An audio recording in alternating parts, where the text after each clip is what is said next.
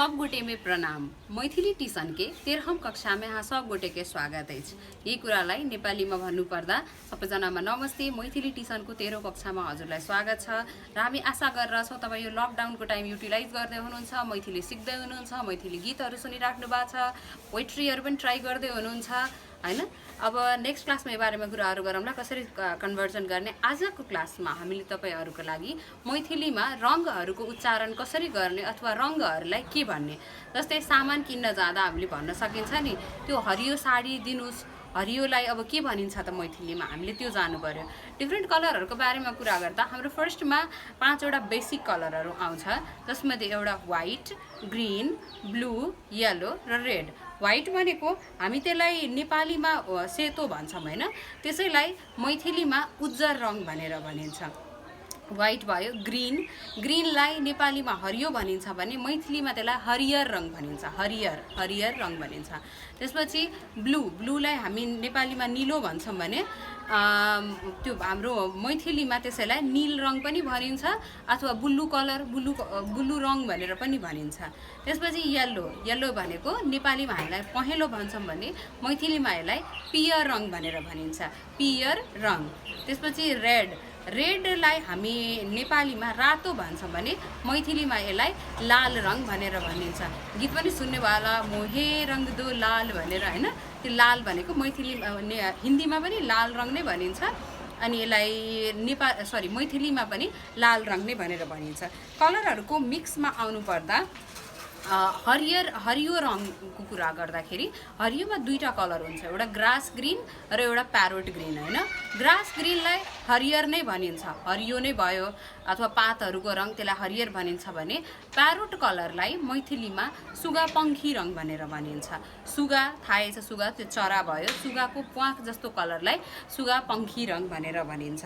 त्यसपछि अर्को भयो पर्पल कलर। पर्पल भनेको त्यो बैगनको कलर हो, भाटा पनि भन्छौं, भेन्टा पनि भन्छौं हामी हैन, त्यसलाई मैथिलीमा बैगनी रंग भनेर भनिन्छ। पर्पल कलरलाई बैगनी रंग भनेर भन्छौं हामी। त्यसपछि पिंकमा पनि डिफरेन्ट टाइपको छ।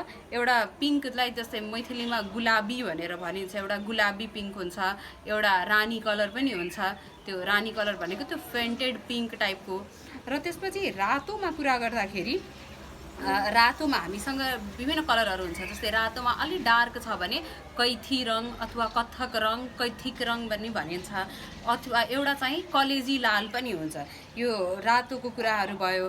र कलरमा कुरा गर्दाखेरि एउटा चाहिँ हाम्रो आकाशी रंग पनि हुन्छ हैन, त्यसलाई मैथिलीमा हामी आसमानी रंग भनेर भन्छौं। यो डिराइभ भनेको आसमान भयो, आसमान आकाशलाई भनिन्छ, र त्यसपछि आसमानको कलर आसमानी रंग भनेर भनिन्छ। यही हो हामीले जेनरल युज गर्ने कलरहरु। अब यो कलरहरुलाई युज गर्दाखेरि तपाईले कसरी युज गर्नुहुन्छ, जस्तै साडी माग्नु छ भने ओ हरियर रंग के साडी दिए, ओ ब्लू रंग के साडी दिए, अथवा ओ लाल रंग के साडी दिए न। तर जहिले पनि एउटै कलरको साडी त हुँदैन अथवा कुर्ता हुँदैन, त्यसमा बुट्टा पनि डिफरेन्ट कलरको हुन्छ। बुट्टालाई मैथिलीमा छिटबला भनिन्छ, छिट, छ रस्व इकार र ट, छिटबला। लाल रंग पजे पियर छिट चाहिँ ओ देखाऊ, अथवा पियर रंग पजे लाल छिट, छिट भनेको बुट्टा हो मैथिलीमा। तपाईले जस्तै अब रातो ब्याकग्राउन्ड भएको र पहेँलो त्यसमा बुट्टा छ भने ओ पियरका छिटवाला साडी देखाऊ। सो बेसिकली यो मेरो कुर्ताको बारेमा कुरा गर्नु पर्दा व्हाइट कलर र यसमा ब्ल्याक चाहिँ छिट भयो, यी कारी छिटवाला भेले, कारी छिटवाला भेले। ओके, कलरको बारेमा हामीले ब्ल्याकको बारेमा सायद कुरा गरेका थिएनौं। ब्ल्याकलाई मैथिलीमा कारी रंग भनेर भनिन्छ, उतातिर कालो भनिन्छ भने यता कारी रंग। त्यसपछि कलरको कुरामा मान्छेको फेसलाई पनि हामी एक्सप्लेन गर्दा कलरले एक्सप्लेन गरिरहन्छौं हैन, कलरले एक्सप्लेन गर्छौं।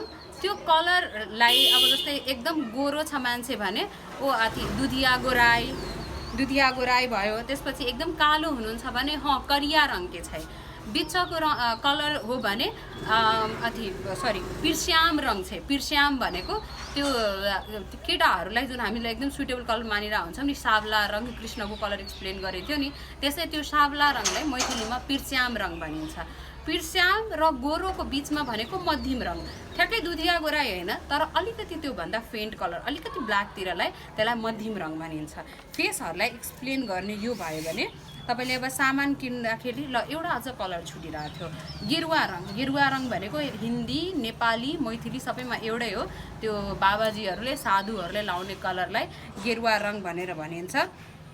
यिनै हुन् हाम्रो कलरहरूको बारेमा। सो आज आफ्नो दराज खोल्नुहोस्, के कलरको कपडाहरू छ तपाईँसँग, हामीलाई मेसेज पठाउनुहोस्, कमेन्ट गर्नुहोस् र भन्नुहोस् तपाईँसँग कुन कलरको कपडा छ र कुन कलर चाहिँ बाँकी छ। ओके, एउटा अझ कलर बाँकी छ, अरेन्ज कलर। अरेन्ज कलरलाई हामी नेपालीमा पनि सुन्तला रङ भन्छौँ, मैथिलीमा पनि समतोला रङ। सुन्तलालाई मैथिलीमा समतोला भनिन्छ, त्यही भएर यसलाई समतोला रङ भनिन्छ। अनि त्यो एउटा एकदम टल्किने खाले हुन्छ नि, के जुन हामी नेपालीमा जेनरली भन्न हुन्छ एकदम झिल्के छ होइन, त्यो टिलिक्क टल्किने कुराहरू नेपालीमा त्यसलाई मैथिलीमा चम्की भनिन्छ। ओ चम्कीवाला कपडा दिए न, बिहाहरूमा लाउने भनेको हामीले त्यो चम्कीवाला कपडाहरू हो। चम्कीवाला साडी दियो, चाहे चम्कीवाला चुनरी दियो, कुर्ता सुरुवाल देखाऊ, यिनै हुन्। तपाईँले सामानहरू किन्दाखेरि कुनै पनि कुन कलरको लिनु छ रोज्नुहुन्छ। ल हस्त साथीहरू, हामीले आशा गरेछौँ तपाईँले सिक्नुभयो होला, इन्जोय गर्नुभयो होला, र अझ तपाईँहरू के सिक्न खोज्दै हुनुहुन्छ त्यो हामीलाई कमेन्टमा लेख्नुहोस् अथवा हामीलाई मेसेज गरेर पठाउनुहोस्। र यसका साथै हाम्रो आजको क्लास सकिन्छ। सब गोटेमै प्रणाम, धन्यवाद, नमस्ते।